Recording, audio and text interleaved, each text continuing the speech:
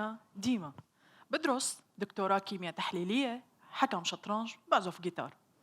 هدول الشغلات تخلي الناس دائما تقلي ديما أنت حدا كتير مجتهد مثابر، عندك شغف وحب للتعلم للمعرفة للعلم. كتير صح، بس إذا برجع شوي بالوقت لورا فديما هي صبية كتير عجولة، انفعالية، متسرعة، قراراتها لحظية، مبنية على الإحساس، بدون تخطيط، بدون تفكير، بدون تحليل.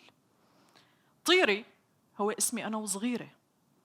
طيري لأنه كنت كل ما أشوط الطابة إلا بصوت عالي طيري، وبيوم الطابة طارت وعلقت بعمود الكهرباء وعلق الاسم فيي. حياتي كانت مليانة رياضات، سلة، طائرة، تنس، سباحة، بسكليت، ولهيك كان وقتي مليان تدريبات، تمرينات، بطولات، سفر، مباريات، ربح، فوز، خسارة، تعادل، شغف.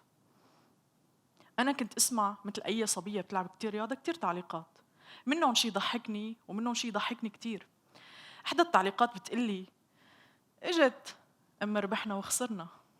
إحدى التعليقات بتقلي راحت أم بطولات.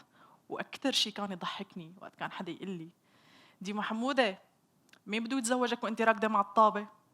أوكي، هدول ما كانوا أبداً يأثروا فيي، بالعكس تماماً. بالعكس تماماً. أنا كنت أتمنى اللي عم يحكي هدول التعليقات يا ريت لو تكون يوم معي بأي تمرين أو تدريب وتحس بشعور واحد من المشاعر الكتيرة اللي أنا كنت عم حسها. استمر هذا الشيء لوقت البكالوريا، مفترق الطرق اللي كلياتنا مرقنا فيه. أنا بالبكالوريا ما عرفت وما قدرت أوفق بين الدرس وبين الرياضة، وأنا اخترت، أو بالأحرى أهلي اختاروا الدرس. وهذا الشيء لازم يصير، لازم نختار الدرس، ولأنه كان عندي فضول أعرف كيف المواد تركبت وكيف الذرات تفاعلت مع بعضها لشكلت المركبات، فأنا درست كيمياء تطبيقية. بس اللي صار يوم ورا يوم الحياة عم تبلش تتغير وأنا عم بلش أتغير. الضحكة اللي كانت على وشي بلشت تروح شوي شوي. الحياة أقسى، ظروف أصعب، بلد بلش فيها حرب. بذكر بيوم راس السنة 2014 2015 أنا مسكت ورقة وقلم وكتبت أنا اسمي ديما، عندي 8 مواد للتخرج كتير صعبين، ما عندي شغل يمكنني صلح جيتاري الخربان، ما عندي أصدقاء مقربين، وحيدة، ضعيفة، حزينة. وكتبت شو الحل؟ إشارة استفهام، تعجب، نقطتين. كيف ممكن أي إنسان يبني ذاته من الصفر، أو إذا بدكم من تحت الصفر؟ كيف؟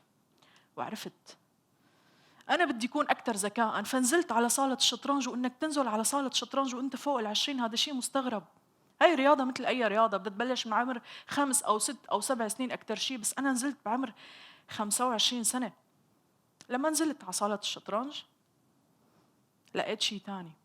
رقعة الشطرنج بالنسبة لإلي كانت مساحة بتعكس الحياة، كل شيء منظم بس في عدد لا نهائي من الاحتمالات. كل قطعة فيها له هدف، غاية، معنى، وكل مربع من 64 مربع طلع له إحداثيات، حرف ورقم. ما في شيء عشوائي مثل الحياة، احتمالات كتير بس صدقوني ما في شيء عشوائي. بالشطرنج أول شيء قررت أتعلمه هو الصبر. لما اطلعت وشفت لاعبة لحتى تنقل نقلة واحدة فكرت أكثر من 20 دقيقة، أكثر من 20 دقيقة لتنقل نقلة واحدة. وأنا حدا عجول متسرع، فكنت ألعب وشابكة إيدي ورا ظهري. لا، أتعلم الصبر، الهدوء، وأتعلم فكر استراتيجياً. تاني شيء علمني إياه الشطرنج إنه ما في شيء مستحيل.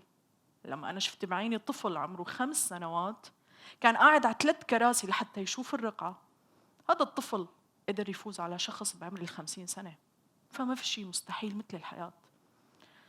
علمني الشطرنج الحلم. لما عرفت إنه البيدق قادر يوصل ويترقى ويصير وزير. وعلى سيرة وزير، بحب لكم ما عاد اسمه وزير، هي اسمها كوين، الملكة. كوين صبايا، تذكروا ما تخلوا الشباب يقولوا لكم وزير، هي كوين، وهي أقوى قطعة من حجار الشطرنج. الشطرنج علمني كتير شغلات انعكست على حياتي، بس أنا أكتر شيء حبيته إنه بهي اللعبة ما في خصم. أنا واللاعب الرسيل عم نلعب على الرقعة مثل الحياة ما في خصم.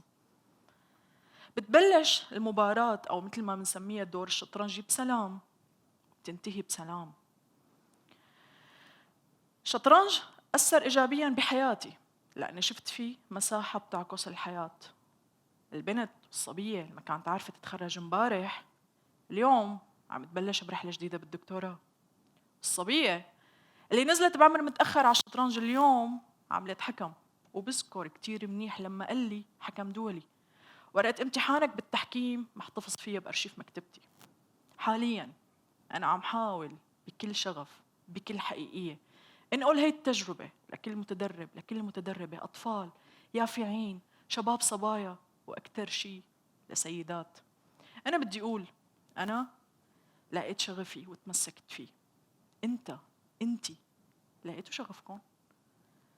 ممكن تلاقوه غنية تغنيها، موسيقى تعزفها، رقصة ترقصيها، ممكن نلاقيه بتفاصيل صغيرة موجودة حوالينا.